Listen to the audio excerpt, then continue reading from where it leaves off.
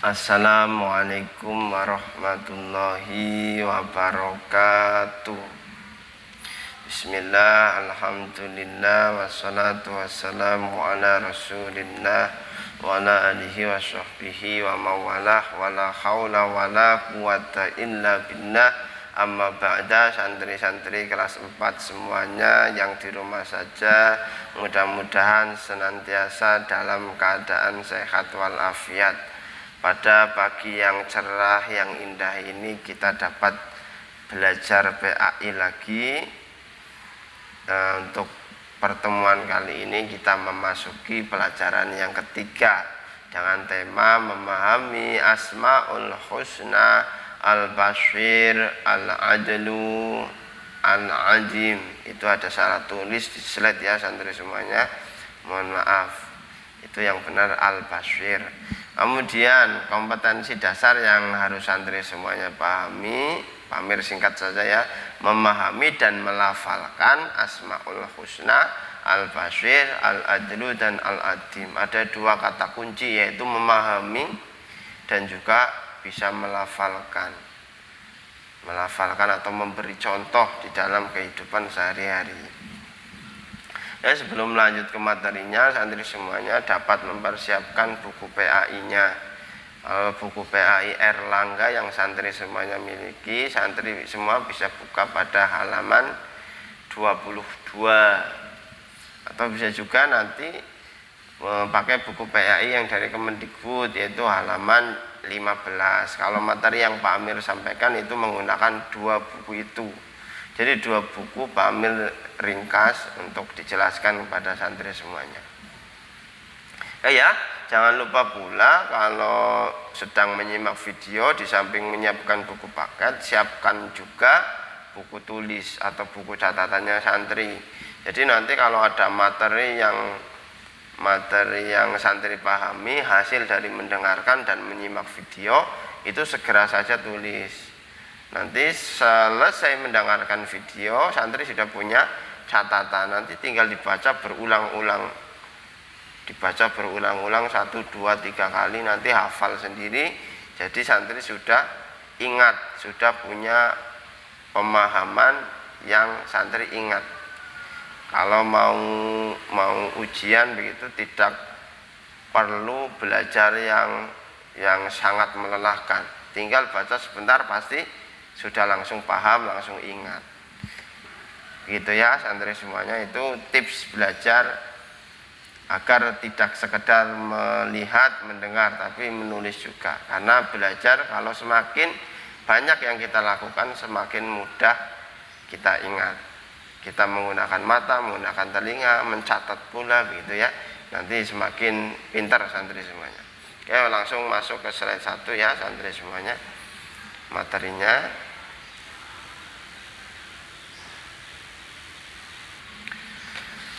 Yang pertama, Asmaul Husna yang akan kita pelajari yaitu Al-Basir.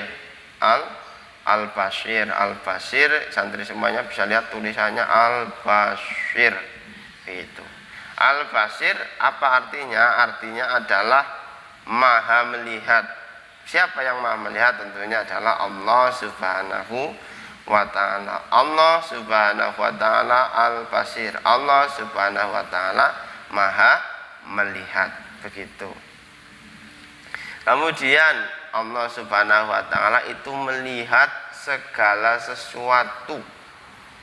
Ingat-ingat, Allah Subhanahu wa ta'ala itu melihat segala sesuatu. Berarti Allah tahu segala sesuatu, mengetahui segala sesuatu. Contohnya baik, contohnya yang besar ataupun yang kecil, yang nampak ataupun yang sembunyi. Contohnya yang kecil, misalnya yang kecil itu misalnya ada semut. Ini diceritakan ya di zaman dulu oleh Nabi, itu dijelaskan bahwasanya Allah itu melihat atau mengetahui semut hitam di atas batu hitam di gelapnya malam. Bayangkan udah semutnya hitam, jalannya itu di atas batu hitam waktu malam-malam, kan tentunya nggak bisa melihat kalau kita sebagai manusia. Tetapi Allah itu melihat. Ada lagi yang pernah dijelaskan Nabi bahwasanya ada batu yang di dalamnya ada hewan yang sangat kecil. Di situ hewannya itu bisa makan, bisa minum, bisa juga mempunyai anak-anak.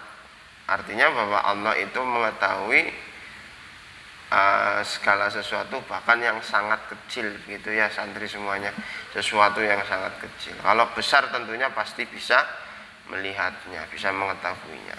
Kemudian misalnya yang nampak, kalau yang nampak tentunya bisa, kita saja bisa melihat sesuatu yang nampak.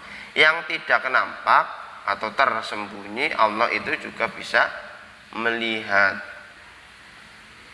Jadi kesimpulannya apa? Kesimpulannya apapun yang kita lakukan sebagai manusia itu selalu dilihat oleh Allah Subhanahu wa ta'ala, sehingga kita harus senantiasa mengupayakan agar berkelakuan baik, bukan berkelakuan buruk. Seperti itu ya santri semuanya, karena kita tahu Allah itu melihat apapun yang kita lakukan meskipun tidak ada orang lain begitu.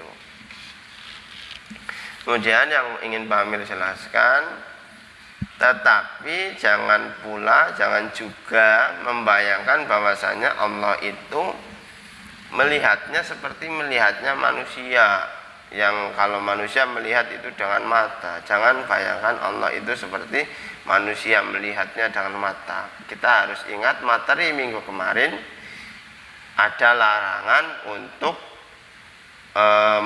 membayangkan tentang zatnya Allah. Tetapi yang diperbolehkan atau yang dianjurkan, bayangkanlah tentang ciptaannya Allah atau makhluk-makhluknya Allah. Diingat-ingat ya santri semuanya. Kemudian melihatnya Allah tentunya berbeda dengan manusia, karena kita ingat salah satu sifatnya Allah itu mukhalafatul lil hawadits, berbeda dengan makhluk-makhluknya termasuk kita manusia, Pak. Jadi di dalam melihat pun itu tentunya berbeda. Allah itu melihatnya tidak terbatas, kalau manusia itu terbatas. Kita misalnya mau melihat kuman yang sangat kecil begitu, kita perlu menggunakan mikroskop. Kalau mati lampu, tidak ada cahaya, walaupun mata kita terbuka, kita tidak bisa melihat benda-benda di sekitar kita. Kalau kita ada air di dalam gelas misalnya, kita masukkan pensil yang pensilnya itu lurus, ketika dimasukkan gelas ternyata bengkok, mata kita tertipu. Itu sebabnya, padahal itu disebabkan bengkoknya pensil itu karena pembiasan cahaya. Ini menunjukkan bahwa matanya manusia itu sangat terbatas. Kemudian Pamir geser dulu ya.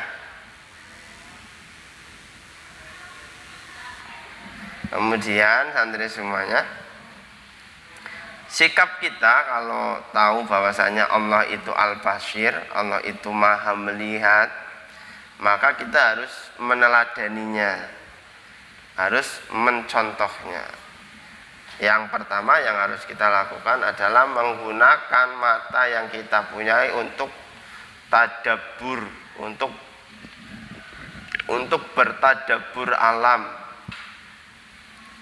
Bertadabbur itu melihat alam, nanti dihubungkan dengan Allah Subhanahu wa ta'ala.